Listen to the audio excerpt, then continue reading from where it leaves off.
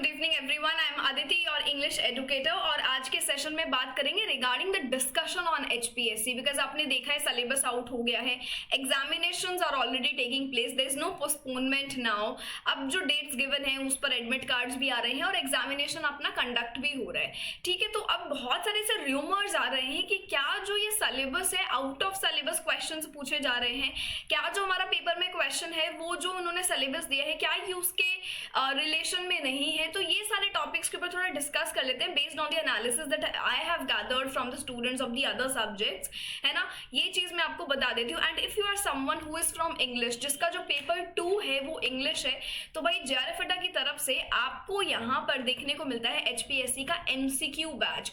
मैंने बहुत जगह देखा है everybody is talking about the subjective paper, but make sure कि सब्जेक्टिव लेवल 2 तक जाने के लिए आपको लेवल 1 पार करना पड़ेगा और वो लेवल 1 है आपका एमसीक्यू बैच। अगर आप एक ऐसे स्टूडेंट है जिनको बहुत टाइम हो गया यूजीसी नेट क्लियर करे और आप बहुत टाइम से इस डोमेन में नहीं थे, तो मैं आपको ये बता दूं कि पैटर्न चेंज हो गया है। और एचपीएससी ने जब पहले सिलेबस बताया था तो उन्होंने बोला था कि it would be as per the UGC NET pattern. So make sure you are introduced with that. आपके पास फॉर सम रीजन अगर टाइम नहीं है या आप वर्किंग है तो आप क्वेश्चंस प्रैक्टिस बैच में जरूर आइए। ये जो है काफ़ी टाइम से बैच चल रहा है, बहुत सारे सेशंस यहाँ पे हो गए हैं, एचपीएससी के प्रीवियस ईयर क्वेश्चंस हमने करा दिए हैं और यहाँ पे अब एमसीक्यू और एफएक्यू क्वेश्चंस हम प्रैक्टिस कर रहे हैं based on the syllabus that is given by HPSC now, जहाँ पे पूरा अपडेटेड सिलेबस हमें इंग्लिश का मिला है, अब उसके ऊपर बात हो रही है।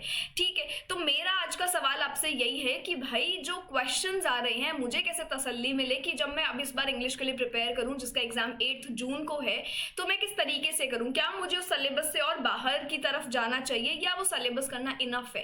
ये क्वेश्चन का आंसर मुझे मिल सकता है, या ये जो पेपर से पहले जो सब्जेक्ट्स के पेपर हो रहे हैं उससे अगर मुझे कुछ फायदा ड्रॉ आउट करना है तो यही करना है कि मैं उनके रिव्यूज देख सकती हूँ, मैं उन बच्चों से पूछ सकती हूँ कि भाई आपका पेपर कैसा आया, क्या वो इन रियल्म ऑफ द सिलेबस था कि नहीं। तो इस सेशन को इस टॉपिक पे मैं बात करने वाली हूँ, है ना, आज के सेशन में। सो आई एम अदिति और English educator and I am welcoming you here on the JRF अड्डा चैनल। आप में से कोई भी बच्चा अगर यूजीसी नेट की तैयारी कर रहा है और आपको प्रैक्टिस क्वेश्चंस करने हैं, मेरे साथ सॉल्व करने हैं questions, so you can go for ignition 2.2। HPSC भी है तो भी आप इस बैच में आ सकते हैं। आपको लगता है कि कंटेंट ही नहीं है आपके पास, आपको प्रीवियस क्वेश्चंस भी चाहिए, आपको मॉक टेस्ट भी चाहिए, तो फिर आप जो है प्रीमियम में आ सकते हो। ठीक है, आज के ऊपर मैं बात करने वाली हूँ आज के सेशन में कि बाकियों का रिव्यूज क्या आया है एचपीएससी को लेकर। तो देखो, इन्होंने सबसे फर्स्ट सिलेबस यहाँ पे अपना निकाला था जो इन्होंने बोला था कि यूजीसी नेट के पैटर्न वाला सिलेबस आपका है। फिर उन्होंने एक दूसरा सिलेबस मॉडिफाई करके दिया जिसमें प्रॉपर एक डिटेल्ड सिलेबस हर यूनिट का आपको देखने को मिला। सिमिलर यूनिट 10 है आपके पास, 10 की 10 यूनिट्स हैं जो यूजीसी नेट के पैटर्न की है, बट कंटेंट यहाँ पे स्पेसिफाई कर दिया, स्पेशली जब मैं इंग्लिश की बात करती हूँ। अब हम आते हैं बाकी एग्जाम्स के ऊपर, जितने भी एग्जाम सब्जेक्ट्स में हो चुके हैं। ज्यादातर जो बच्चा अच्छे से पढ़ के गया था डिटेल्ड सिलेबस को, थोड़ा सा यूजीसी नेट के पैटर्न से एक्वेंटेड था, सबने यही बोला है कि एग्जाम इतना डिफिकल्ट नहीं आया अगर आपने खुद को यूजीसी नेट के पैटर्न के हिसाब से प्रिपेयर कराया है और एचपीएससी के प्रीवियस ईयर क्वेश्चंस को देख के अपनी तैयारी को मोल्ड किया है, तो इतना डिफिकल्ट नहीं है, आप आराम से कर सकते हैं। विच इज़ इन वन और the other way imaginable also, because level 1 में क्या है, ये लोग क्या कर रहे हैं, शॉर्टलिस्ट कर रहे हैं। शॉर्टलिस्ट करने का मतलब है कि at least you are aware of your subject.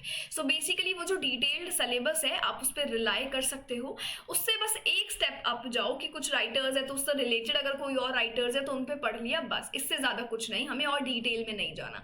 But make sure कि ऐसे जो आपके राइटर्स या पोएट्स हैं जिनके 1 लाइनर्स करने हैं वो आप करके जा रहे हैं, बिकॉज आई एम अज्यूमिंग कि हमारे पास क्रोनोलॉजिकल ऑर्डर इतना नहीं पूछा जाएगा जो नेट में बहुत पूछा जाता है कि 15 से 20 क्वेश्चन इसके हैं।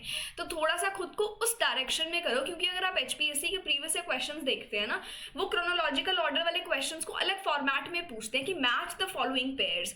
तो मैच द फॉलोइंग पेयर में क्या कर दिया, वर्क्स लिख दिए, ईयर लिख दिया, ऑर्डर में रखने नहीं बोल रहे, सिर्फ मैच करने बोल रहे हैं। तो आपको उस अकॉर्डिंगली थोड़ा क्वेश्चंस को प्रिपेयर करना पड़ेगा, जिसके लिए आप आ सकते हैं एचपीएससी के एमसीक्यू बैच में। ठीक है, क्योंकि I am already done with unit 1, 2, 3 and 4 और I am already done with unit 5 and 6। तो अब मैं कराने वाली हूँ cultural studies, theory and criticism और एक सेशन रिसर्च मेथोडोलॉजी पे। बाकी जो है आपको रिकॉर्डिंग्स मिल जाएगी।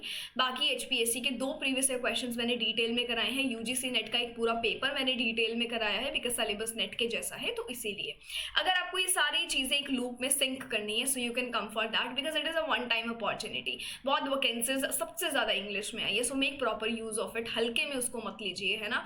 और ये जो आपका एक र्यूमर होता है जिसके लिए क्लैरिफिकेशन चाहिए, थोड़ा क्लैरिटी चाहिए डाटा में, तो वो यही है कि इतना आउट ऑफ सिलेबस कुछ नहीं आ रहा है। जो भी ये बोल रहे हैं I don't know why, because I seen a lot of responses from coming from the different subjects of the students and सबने यही बोला है कि it is all good if you are a dedicated student, आपने कुछ महीने पढ़ा है यूजीसी नेट का भी अगर, और आप रिसेंटली क्वालिफाइड भी हैं, तो भी it would B a easy paper for you। बस उस डायरेक्शन को फॉलो करना है और क्वेश्चंस को लगातार लगाना है ताकि आप सिली मिस्टेक्स को अवॉइड कर पाए। मेक श्योर कि सिली मिस्टेक्स आप कम से कम करें, है ना। So this is it from my side. But मैं आपके लिए फ्री कॉन्टेंट में क्या लेकर आ रही हूँ, अब बात आती है ये।